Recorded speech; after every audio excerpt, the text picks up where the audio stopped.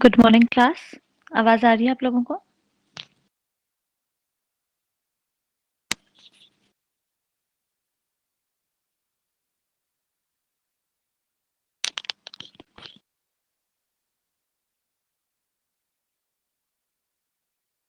Okay.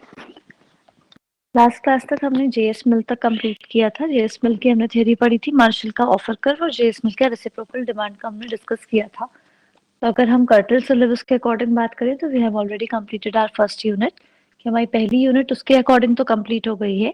But मैंने क्योंकि आप लोगों से कहा था कि मैं आप लोगों को एक थ्योरी एक्स्ट्रा पढ़ाऊंगी जो आपकी हैबरलर की थ्योरी है, जो बिलोंग करता है नियो क्लासिकल स्कूल से।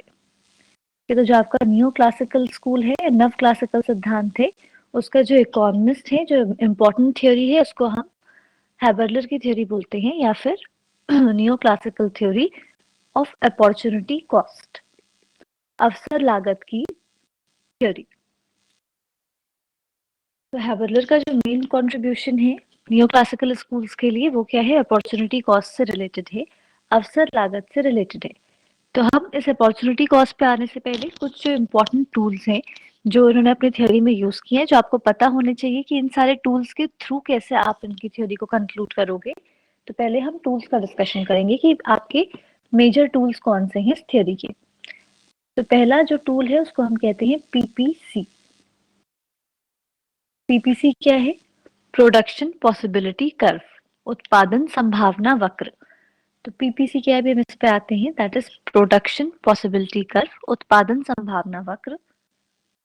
दूसरा इंपॉर्टेंट टूल है आपका कम्युनिटी इंडिफरेंस कर्व, समुदाय अनधिमान वक्र। अनधिमान वक्र आप सबको पता है, इंडिफरेंस कर्व आप सब पढ़ के आए हैं। इसमें एक और टर्म ऐड किया है कम्युनिटी, दैट इज समुदाय। कि कम्युनिटी इंडिफरेंस कर्व क्या है, वो इंडिफरेंस कर्व से थोड़ा डिफरेंट है। ये आपका डिफरेंट टूल है एक। थर्ड टूल है आपका ट्रेड इंडिफरेंस कर्व, व्यापार अनधिमान वक्र।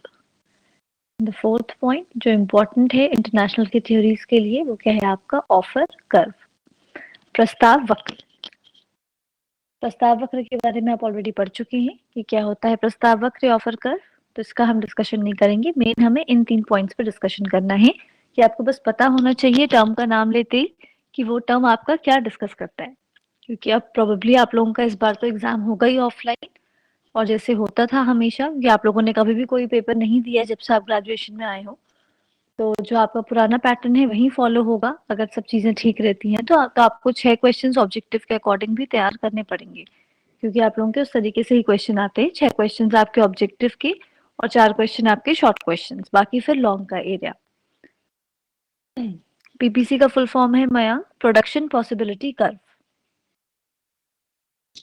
तो ये जो हमारा पॉइंट है प्रोडक्शन पॉसिबिलिटी कर्व का, या उत्पादन संभावना वक्र, ये शो क्या करता है, इसको हमें समझना है।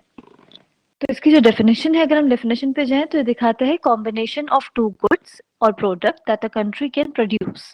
कि ये उन पॉइंट्स को दिखाएगा जिन पॉइंट्स को कोई भी कंट्री, अगर आप दो गुड्स ले रहे हैं, दो कमोडिटी जो कंट्री प्रोड्यूस कर सकती है, जितनी भी उसके पास टेक्नोलॉजी है प्रोडक्शन की वो, और जितने भी उसके पास फैक्टर्स ऑफ प्रोडक्शन है वो, अगर हम सारे रिसोर्सेज को, जितने अवेलेबल रिसोर्सेज हैं कंट्री के पास और जितनी टेक्नोलॉजी है, जितने फैक्टर्स ऑफ प्रोडक्शन है, अगर हम इन सबको यूटिलाइज, फुल्लेस्ट यूटिलाइज करके कितना एक कंट्री दो कमोडिटीज को प्रोड्यूस कर सकती है, उसको हम दिखाते हैं पीपीसी के थ्रू।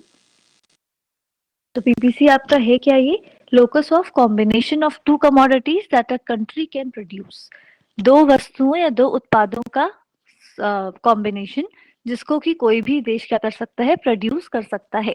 तो किसी कंट्री के प्रोडक्शन के कैपेसिटी को दिखाता है पीपीसी। जैसे जब आप इंडिफरेंस कर्व की बात करते थे, तो इंडिफरेंस कर्व क्या शो करता था?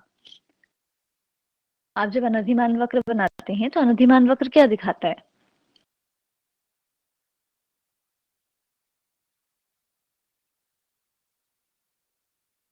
सबको पता है अनधिमान वक्र क्या है, आप लोग पढ़ के आए हो फर्स्ट ईयर में भी, और अभी भी पढ़ रहे हो क्या फर्स्ट पेपर में?